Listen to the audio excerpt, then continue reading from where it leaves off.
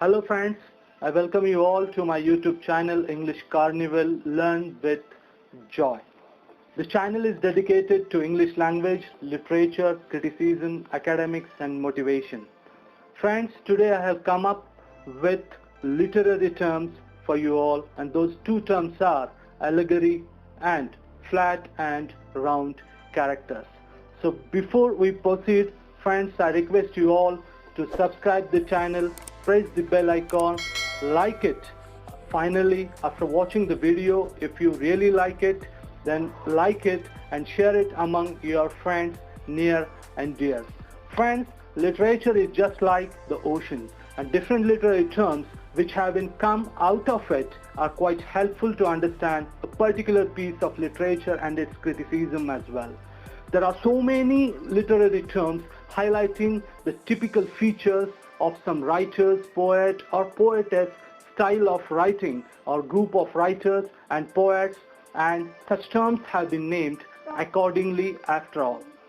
If we talk with reference to Chris Baldick's Oxford Concise Dictionary of Literary Terms, and we find the literary terms right from alphabet A to the alphabet Z. For example, from absurd or absurdism or absurd theatre to zeogma. In the same fashion, if we deal with M.H. Abrams' Glossary of Literary Terms, then we have the literary terms right from absurd, absurdism or absurd theatre to wit. So without wasting much time, friends, so let's move towards the two most important literary terms, and those are allegory and flat and round. So friends, let's discuss the two literary terms, and those two terms are allegory and flat and round character. So these two terms are going to be discussed with the help of certain points, as allegory will be discussed with the help of its origin, its definition, its technique, its function and few examples of it. In the same way, flat and round character, this term is also going to be discussed with the help of its origin, definition, its features and few examples of flat and round character. So friends, as we have seen initially, literary terms are the different techniques, styles, approaches and treatment that writers, poet and poetess use in their pieces of literature, which can be categorized into different genres of literature. So with the help of these different literary terms, writers, poet and poetess highlight the intended picture or scenario through their piece of literature and make us our readers to think about those different structures of the society from that intended point of view or from their intended point of view. So friends, there are many literary terms which have been come into existence from literature and have been placed uniquely in the stream of literature and criticism as well. So let's see, what does literary term mean at first? So literary terms are the different techniques, styles, approaches and treatment that writers, poet and poetess use in their pieces of literature. Friends, as I have told you, there are many literary terms, but here for example, I will mention few of them before you all. We have absurd, allegory, ballad, conceit, dystopia, ethos, flat character, gothic novel, amartia, imagery, logos, myth, parody, round character, sublime, tragic hero, university wits and so on. So friends, as I have told you, there are many literary terms which represents a particular piece of literature, and out of those literary terms we have two literary terms here to be explored. So let's begin with the first, that is allegory. So as far as its origin is concerned, it had been explored in 1382 from Latin word that was allegoria. As far as the definition of allegory is concerned, it is a story or visual image with a sound distinct meaning partially hidden behind its literal or visible meaning. Friends, as far as allegory is concerned, it is applied in prose, fiction, poetry to explain the intended abstract ideas effectively. Moreover, we can add in it as it is used to exemplify the truth or certain situations in a particular work. On the other hand, it can also be defined as allegory is a kind of figure of speech which describes the abstract ideas through character, images, events symbolically. Now, when we think about its technique, that time the first point that we need to explore, and that is personification. Friends, the principal technique of allegory is personification, whereby abstract qualities are given human shape, as in public statue of liberty or justice. An allegory may be conceived as a metaphor too, that is extended into a structured system. Friends, here we need to think about one more technique that rightly indicates allegory involves continuous parallel between two levels of meaning in a story, so that its persons and events correspond to their equivalents in a system of ideas or chain of events external to the tell. Friends, when we think about its function, that time we have to state that as far as allegory is concerned, so writers, poet or poetess rightly incorporate allegory in their piece of literature in order to incorporate or add certain structures or layer to their work, so that whatever intended picture, whatever intended ideas are there in the minds of writers, poet or poetess can be come into reality in the form or through their work of art. So in order to achieve this impression among the readers, among the society, the use of allegory is made by the writers, poet or poetess in their work of art. We are going to see some renowned examples of allegory, and at first we have Edmund Spenser's Fairy Queen, which was written in 1590. So Fairy Queen is the masterpiece of Edmund Spenser and which is known as the moral and religious allegory. The virtues, vices, truth, wisdom, goodness, kindness, race, wickedness, etc. and so many other things have been presented through the characters like the Red Cross Knight, Lady Una and her parents and the dragon. At second we have John Bunyan's The Pilgrim's Progress, which was written in 1678.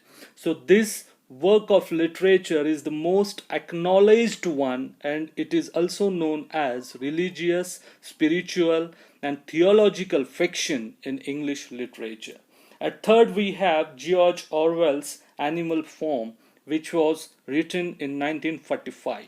So this is an allegory that represents the greed, corruption, power and many more traits or things of the society with the help of animals on the farm.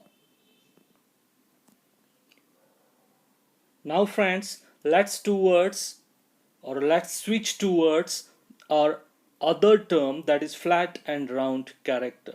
Friends, as we know that characters are the soul of literary work, and we have some classification as far as character is concerned.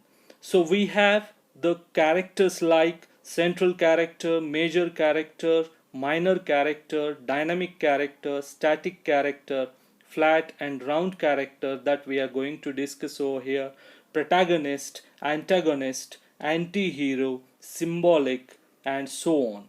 So we have these categories of characters, and when we talk about the origin of this term, that is flat and round character, so we have to take a note of aspects of novel, the renowned work of E.M. Forster. So friends, a renowned British novelist, E.M. Forster, talks about this term called flat and round character in his work Aspects of Novels, which was published in 1927.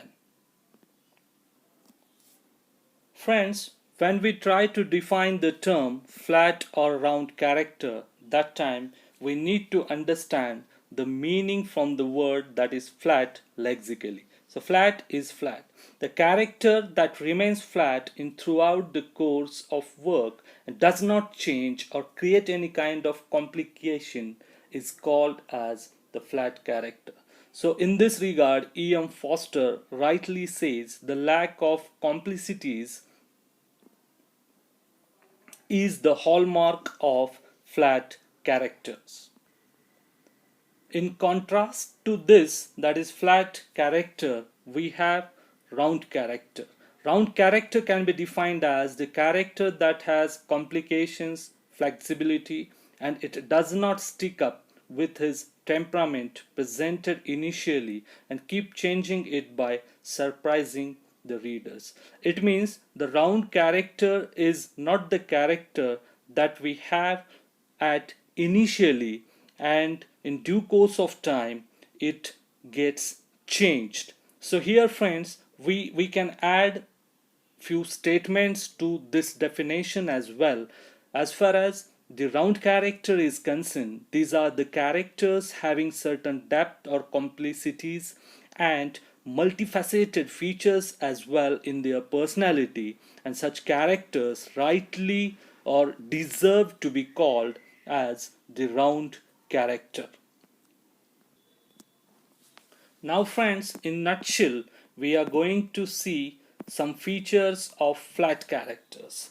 So here, as far as flat character is concerned, to support the main characters away from progress, development and transformation, it means the flat character has nothing to do with progress, development or any kind of transformation. As far as flat character is concerned, these characters are quite stereotyped in nature throughout the work, and their nature behavior is also quite typical and traditional, and they always prefer to deal with peace and contentment.